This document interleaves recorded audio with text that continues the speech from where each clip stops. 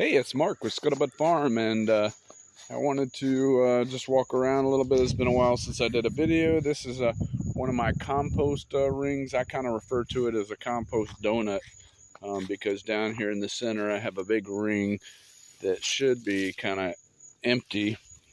And the idea is that in the Johnson-Su method, there should not be more than 2 feet from the ring in the center to here. And wind will penetrate about a foot in. I think the only problem with this is I didn't use any weed block around the outside, and so it's not holding moisture in enough to make it very efficient, but it still is working. If you look down here at the bottom, I mean, that's still moist. Moist, good compost that's finished, I mean, I could pull that out, and I probably will at some point. This is another one that I was working on, and in this case I tried to use poles to go about a foot from the fence line to the drain pipe. I don't know, probably not going to do that one again. This is one that I'm working on now, following Jack Spirko's general suggestions. I have put weed block on the inside, and I have put weed block on the pipes inside, and then I'm going to put compost all down here, fill it up as high as I can all in one day, which probably will take me probably a day, and then I'll put wood chip cap on the top, good couple inches of wood chips, and these pipes are just here to hold these things in place. Once they're once the wood chips are in, everything is set, then I will take out these pipes that are holding them in there. I also have some little pieces of rebar to hold the fence in the right place as the weight of the wood chips and stuff starts to build on it. And I should be able to build quite a bit of compost out of this. I'll show you a few other things. This is my burn barrel where I make charcoal and then eventually turn it into biochar. The chickens are in there, and this conglomeration up there, look at the tops of that. You can see there's big seed heads on the top of that. That is actually amaranth, and I don't know how it got planted there, but it turned my whole chicken coop into a jungle, which is okay. I like having living roots in the soil because that's a good principle to work with. This is a sunchoke over here, and you can see sunchokes can get 16 to 20 feet, and they're probably in that range, and the amaranth is probably almost as tall. And then I have morning glory growing all over the place. This is some what is this, kale or well, I don't think it's kale. Tastes a little like arugula. Yeah, I think it's arugula. It's just this isn't the young arugula. This stuff's been here. These are the older leaves. Oh, and then I break it. Well, I guess the chickens need something here. We might as well feed them and see if we can see them. Hey, chicky, chicky, chicky. Here, rooster. See if the rooster wants it. Can come out and get it.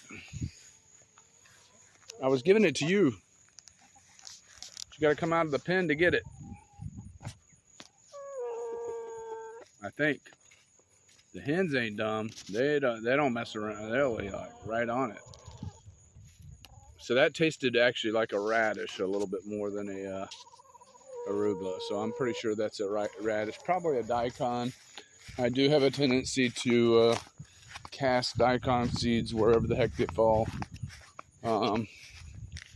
And let's see if we come back here. Something's been eating it, as we can see. If I pull it up, oh yeah, that's a daikon radish. So that's actually a nice radish. And if I cut it right here, I mean, I can eat this part. So muscadines are growing. They're not doing as well on that side of the fence as they normally would. I have more amaranth here. And these morning glories are growing all over the place. And this is like a dog fennel here. That's a weed for me. It gets really big and messy. And then I also have lamb's quarter, lots of lamb's quarter. But that's just a pain in the butt too. Got some watermelons. We're gonna cruise out here real quick. I want to show you my collapsible rain barrel that I bought. It is 100 gallons, and I was hoping that the thunderstorms that they had reported and looked like they were going to occur would help me fill it up. I put about 20 gallons of water in it so far. I figured this is a high point in my land where I might be able to start watering this garden next year instead of so I'm just kind of testing it out. This is by Vivore, and basically I can it'll hold 100 gallons. It has an overflow and a vent. When the rain comes in, it lands on top of there and it kind of shields down into the screen and fills it up more. But right now it's got about 20 gallons in it. I have some watermelons. Excuse me. I think this is a Keho or Kano watermelon. I have one in the house that finished. Those ones aren't quite finished. But once they're finished, they taste really good. They do have seeds, but they taste good and seem to last. Like I put some saran wrap on it and put it in the fridge after we cut some of it out, and it still looks just as good as it did the first day. I have some yarrow growing there. I have a lot of stuff, obviously some corn growing down here, and I was just throwing all kinds of stuff in here. There's another watermelon plant here. Oh, that's probably another one of the same kind. We can see there's a little watermelon down in there.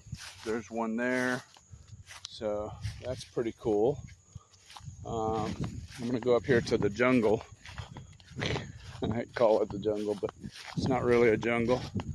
This is bottleneck squash. This stuff grows like crazy, and you'll recognize these. They're everywhere. It's kind of like morning glory. It's out of control. I don't know. I don't know whether to like it or not. I put some sweet potatoes in here, and I would have much preferred have the sweet potatoes beat out these gourds that really aren't much use. But it seems as if these gourds that I did not plant this year, but I planted previously here, are going to overtake any sweet potatoes. Okay, I gotta go. Wife's calling, so this is Mark with Scuttlebutt Farm. Have a great one.